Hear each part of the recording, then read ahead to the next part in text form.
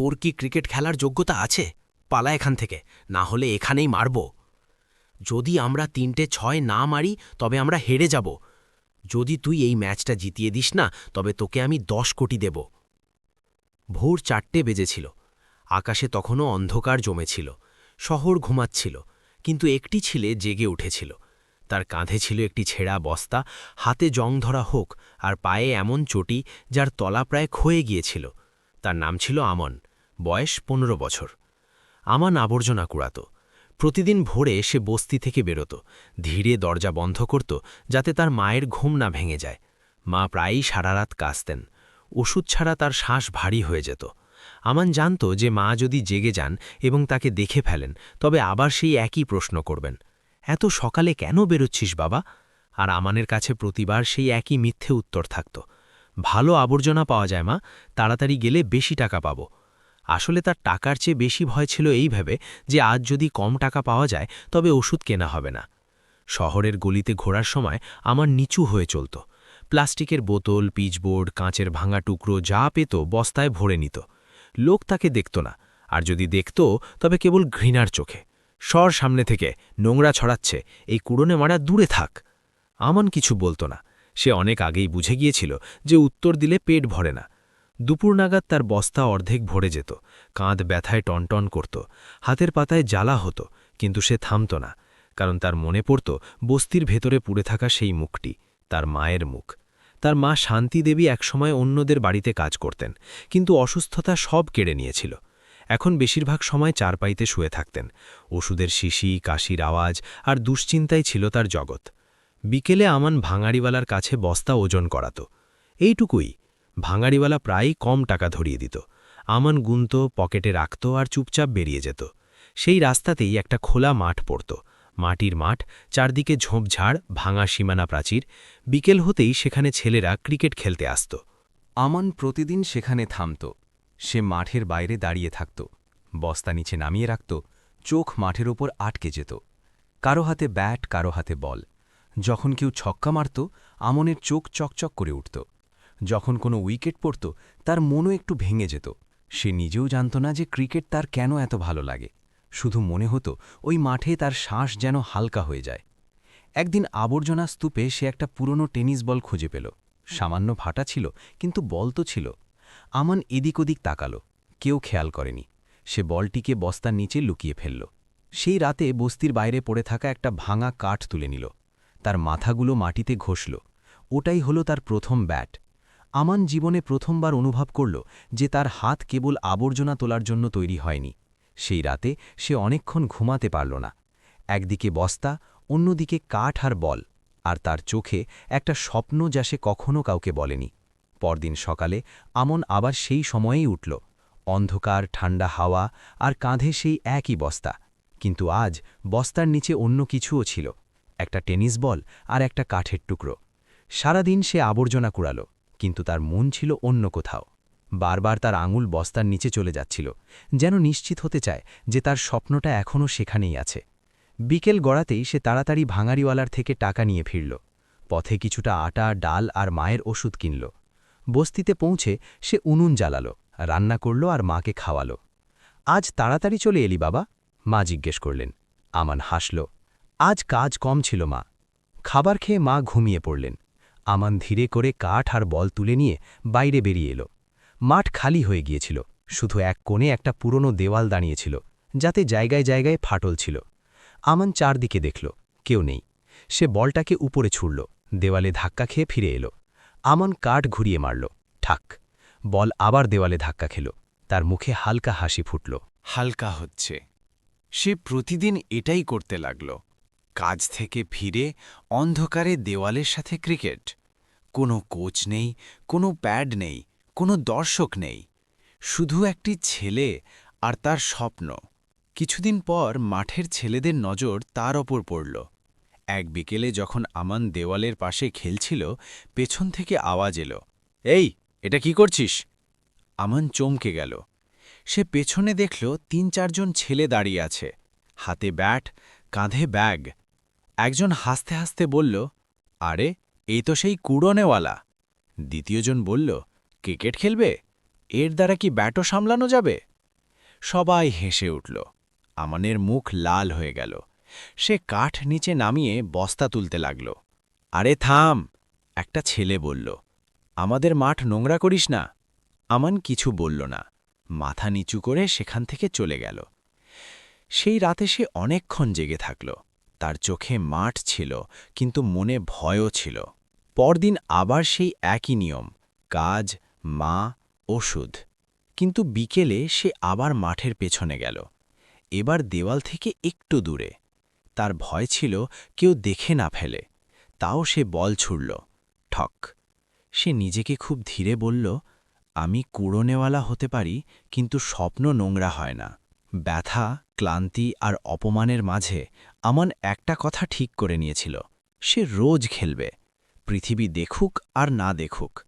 কারণ প্রথমবার তার জীবনে কোনো কিছুর জন্য বাঁচার কারণ খুঁজে পেয়েছিল। কয়েক সপ্তাহ কেটে গেল। আমানের জীবন বাইরে থেকে একই রকম ছিল, আবর্জনা, বস্তা, মায়ের ওষুধ। কিন্তু ভেতরে কিছু একটা বদলে গিয়েছিল। এখন সে প্রতিদিন দেওয়ালের সাথে খেলত না, এখন সে বল হাওয়ায় ছুঁড়ে তার সেলাই দেখতে লাগল। কখনো তাড়াতাড়ি মারত, কখনো দেরিতে। সে বুঝতে শিখছিল যে বল কখন নিচে থাকবে আর কখন লাফিয়ে উঠবে। সে নিজেও জানত না এই শিক্ষা কোথা থেকে আসছে, হয়তো রোজ দেখার ফলে, হয়তো রোজ খেলার ফলে। এক রবিবার বিকেলে মাঠে খুব চিৎকার হচ্ছিল। দুই মহল্লার দলের মধ্যে ম্যাচ ছিল। চারদিকে লোক জমা হয়েছিল, বাচ্চা, বৃদ্ধ, দোকানদার। আমান দূরে দাঁড়িয়েছিল, সব সময়ের মতো মাঠের বাইরে। হঠাৎ মাঠের মাঝখানে গণ্ডগোল হল।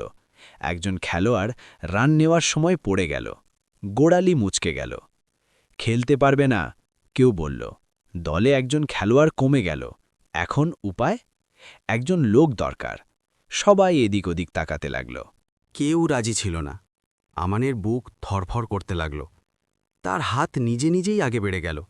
খুব ধীর গলায় সে বলল, আমি খেলতে পারি। কিছু মুহূর্ত স্তব্ধতা রইল। তারপর হাসির রোল উঠল। এই কুড়োনেওয়ালা, আরে ওর হাতে তো সাবানও টিকবে না। আমানের চোখ নিচু হয়ে গেল। সে পিছিয়ে যেতে লাগল। ঠিক তখনই দলের অধিনায়ক বলল, দাঁড়াও। সে আমানকে মন দিয়ে দেখছিল। তার পায়ের চটি, ছেঁড়া জামাকাপড়, কিন্তু চোখে এক অদ্ভুত জেদ। কত বয়স? 15। আমান বলল। অধিনায়ক চারদিকে তাকাল। সময় কম ছিল। ঠিক আছে, সে বলল, একে সুযোগ দেওয়া যাক। ভিড় আবার হেসে উঠল। প্রথম বলেই আউট হবে। আমানের হাত কাঁপছিল। তাকে একটা পুরনো ব্যাট ধরিয়ে দেওয়া হলো।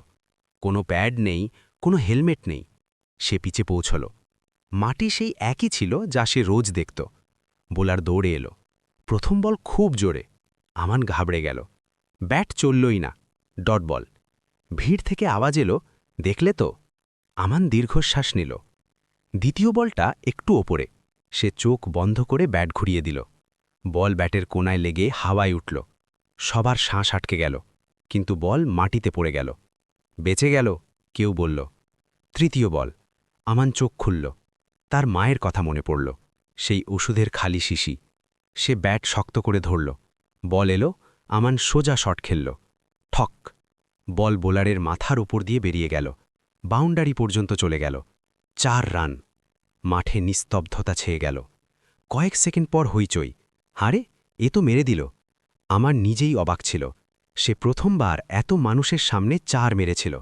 তার হাত কাঁপছিল, কিন্তু মনে কিছু একটা জেগে উঠেছিল। আজ প্রথমবার লোক তাকে শুধু কুড়োনেওয়ালা হিসেবে দেখছিল না। 4-এর পর মাঠে খুব উত্তেজনা।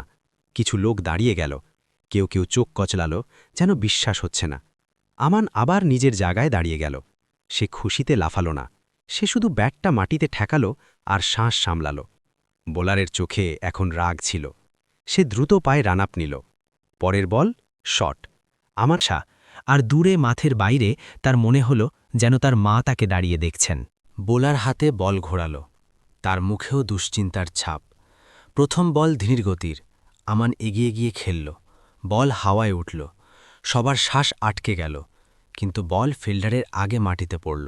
2 রান। আমান ব্যাট শক্ত করে ধরল। তার হাত কাঁপছিল, কিন্তু চোখ ছিল স্থির। দ্বিতীয় বল খুব দ্রুত। আমান মিস করল। ডট।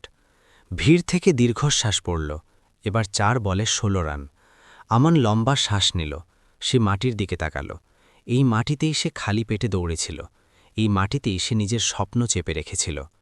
তৃতীয় বল ফুল টস। আমান পুরো শক্তি দিয়ে শট মারল। ঠক। বল সোজা বাউন্ডারির বাইরে। 6। মাঠ গর্জে উঠল। এবার 3 বলে 10 রান। বোলার ঘাবড়ে গেল। সে তাড়াতাড়ি বল বদলে নিল। চতুর্থ বল ওয়াইড, 1 রান। এবার 3 বলে 9 রান। আমান মাথা নিচু করে নিল। সে নিজেকে কিছু বলল না, শুধু ব্যাট মাটিতে ঠেকিয়ে দাঁড়িয়ে থাকল। পঞ্চম বল লেন্থে। আমান সময় নিল, শট খেলল। বল গ্যাপে গেল, 3 রান। এখন শেষ বল, 6 রান চাই। পুরো মাঠ দাঁড়িয়ে, কেউ শ্বাস নিচ্ছে না। বোলার লম্বা রান আপ নিল। আমান চোখ বন্ধ করল। সে মায়ের গলার আওয়াজ শুনতে পেল, ভয় পাস না বাবা। বল এলো, ফুল বল। আমান ব্যাট ঘুরিয়ে দিল। ঠক। বল হাওয়ায় ছিল, অনেক ওপরে। মানুষের নজর আকাশের দিকে। ফিল্ডার পেছনে দৌড়াচ্ছে বাউন্ডারির কাছে। এক মুহূর্তের জন্য মনে হলো হয়তো ক্যাচ হবে, কিন্তু বল তার হাতের পাশ দিয়ে বেরিয়ে গেল। বাউন্ডারি পার, ম্যাচ শেষ। কয়েক সেকেন্ড কোনো শব্দ শোনা গেল না। তারপর যেন মাঠ ফেটে পড়ল। লোক দৌড়ালো, চিৎকার করল, তালি বাজল। আমান সেখানেই বসে পড়ল। হাঁটুর ওপর মাথা রেখে তার চোখ দিয়ে জল পড়ছিল। আজ প্রথমবার সে অনুভব করল যে সে শুধু আবর্জনা কুড়োনেওয়ালা নয়, সে অন্য কিছুও হতে পারে। আর এই মুহূর্তটিই তার জীবনকে চিরকালের জন্য বদলে দিতে চলেছিল। ম্যাচ শেষ হওয়ার কয়েক মিনিট কেটে গিয়েছিল। ভিড় তখনও চিৎকার করছিল। কেউ আমানের নাম নিচ্ছিল, কেউ তার কাঁধে হাত দিচ্ছিল। কিন্তু আমান কিছু শুনতে পাচ্ছিল না। সে পিচেই বসেছিল, মাটিতে মাখা কাপড়, হাতে সেই পুরনো ব্যাট। চোখে জল নিয়ে তার মনে হচ্ছিল যেন শরীরে আর শক্তিই নেই। তখনই কারোর গলার আওয়াজ শোনা গেল, একে জল দাও। একজন লোক ভিড় ঠেলে এগিয়ে এলেন। পরিষ্কার কাপড়, পায়ে পালিশ করা জুতো, কবজিতে ঘড়ি। তিনি অন্য সবার মতো ছিলেন না। তার চোখে চিৎকার ছিল না। তিনি চুপচাপ আমানকে দেখছিলেন। আমান মাথা তুলল। নাম কি? লোকটা জিজ্ঞেস করলেন। আমান, সে ধীরে করে বলল। লোকটা মাথা নাড়লেন। কতদিন ধরে খেলছিস? আমান সত্যিটা বলল। মাঠের বাইরে থেকে, আর দেওয়ালের সাথে। লোকটা কয়েক মুহূর্ত চুপ থেকে বললেন, তুই জানিস আজ তুই কি করেছিস? আমান মাথা নিচু করে রইল। ম্যাচ জিতিয়েছি। লোকটা হালকা হেসে বললেন, না, তুই নিজেকে প্রমাণ করেছিস। তিনি পকেট থেকে একটা কার্ড বের করে আমানের হাতের তালুতে রাখলেন। 3 মাস পর শহরে একটা বড় টুর্নামেন্ট আছে। যদি তুই সত্যিই ক্রিকেট খেলতে চাস, তবে আমাকে খুঁজে নিস। আমান কার্ডটা দেখল। নাম পড়তে পারল না। ইংরাজি তার জন্য কঠিন ছিল। স্যার, আমি তো আবর্জনা কুড়াই। আমান বলল, আমার মা অসুস্থ থাকেন। লোকটা তার চোখের দিকে তাকালেন। আমার তোর দারিদ্র্য চাই না, আমার তোর ওই খিদেটা চাই যা আজ তোর চোখে দেখেছি। এই বলে লোকটা ভিড়ে মিশে গেলেন। আমান অনেকক্ষণ সেখানে দাঁড়িয়ে রইল। সেই রাতে যখন সে বস্তিতে ফিরল, মা জেগেছিলেন। আজ দেরি হয়ে গেল? মা বললেন। আমান ধীরে করে বলল, মা, আজ আমি ম্যাচ জিতিয়েছি। মা তার দিকে তাকালেন। তার চোখে বিশ্বাস ছিল। তবে জিততে থাকিস বাবা, তিনি বললেন, শুধু নিজের কাছে হেরে যাস না। আমান প্রথমবার অনুভব করল যে হয়তো তার জীবন শুধু গলি পর্যন্ত সীমাবদ্ধ থাকবে না, হয়তো সে দেওয়ালের ওপারেও যেতে পারবে। পরদিন সকালে আমানের ঘুম তাড়াতাড়ি ভেঙে গেল। তার চোখের সামনে বারবার সেই লোকটা আসছিল, কার্ড, শব্দ, আর তার চোখে দেখা সেই আশা।